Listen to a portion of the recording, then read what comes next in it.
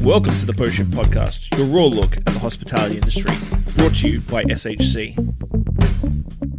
This week's episode is proudly sponsored by Bar Green Ellington for all your restaurant and bar needs.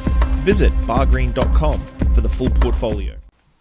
This got me thinking this week because I don't usually talk about social media marketing. If you follow me in any way, shape, or form, you know that I put out a shit ton of content every single day, every single week.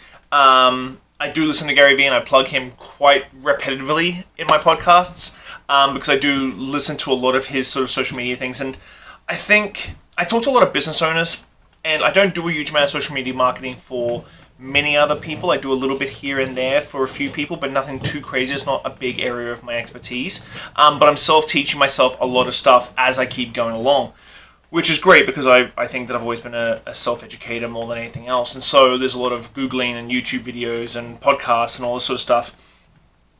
And the reason why this got me thinking is that I was at a coffee shop the other day, and a good regular of mine who has been to most of my places over the last couple of years and sort of we're friends on Facebook and Instagram and stuff like that, asked me what I've been up to this year. And I don't think I was too quiet about the Singapore thing. Like, I was away for 4.5 months for Singapore, and he had no clue.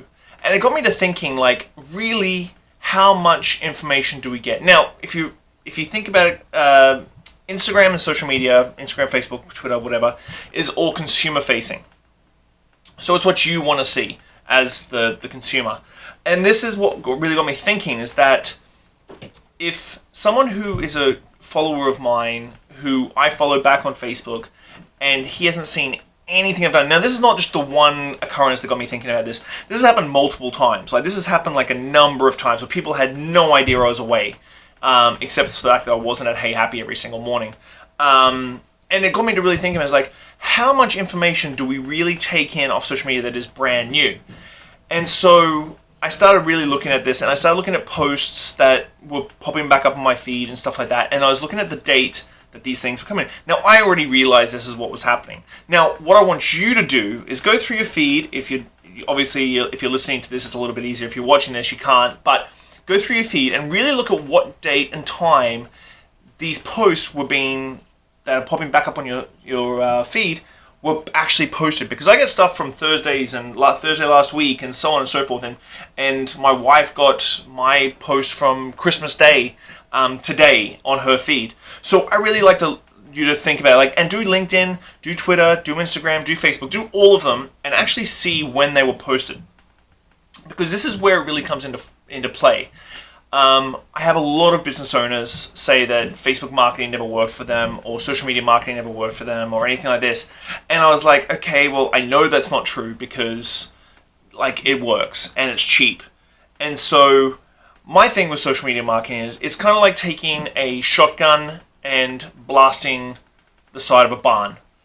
Because at least one pellet on one platform at one time will reach the consumer that you want, and you'll get return on it. So social media marketing can be very targeted in the way of, like, boosting posts or doing ads, or boosting. My big one right now is I'm boosting a lot of Instagram posts, a lot of Instagram stories. Fucking cheap as hell, and you gain 28 cents a click to either your website or your page. So, like, 28 cents a click is like you put a $30 budget on it and you blow it out for 6 days and it's done. So have a look at these things, because it's the simplest thing. Is like, you just write a nice content post on Instagram and you go promote, and it's done. Same thing with your stories. Facebook, you can easily build ads out that are really, really simple, but you can make it a little bit more targeted with the region you want to be in. If you're, in my case, a restaurant consultant, my big one has been restaurant managers and owners and bar owners and general managers and food and beverage directors in the BC area from ages 25 to 40, male and female, and sort of like really focusing down our thing for that. BC Spirits gets a whole different treatment.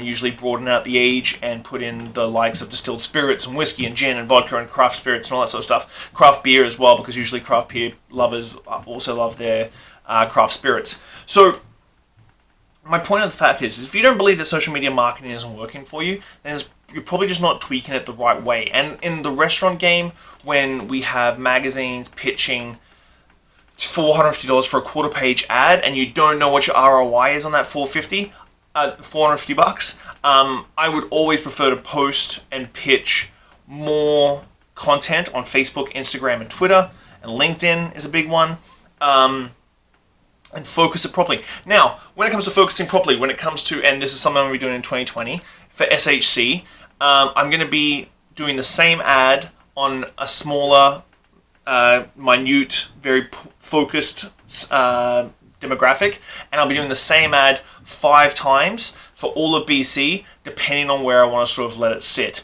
And so you're going to get more people. It does take that shotgun blast and turn into a sniper rifle. So Instagram and Facebook and stuff like that, it's still relatively cheap compared to print media that's in BC right now. So if you want to really make a big push and make a really good splash, using Instagram, using Facebook, if you've got a brand new cocktail at your bar, write a really nice piece about it, write some nice content, boost that post, put it out. If you've got a nice story, do the same thing. We're talking about $25 to $30 over a week of solid marketing. If you spend $120 on a month's worth of post boosting, you might be surprised at how much comes back to you.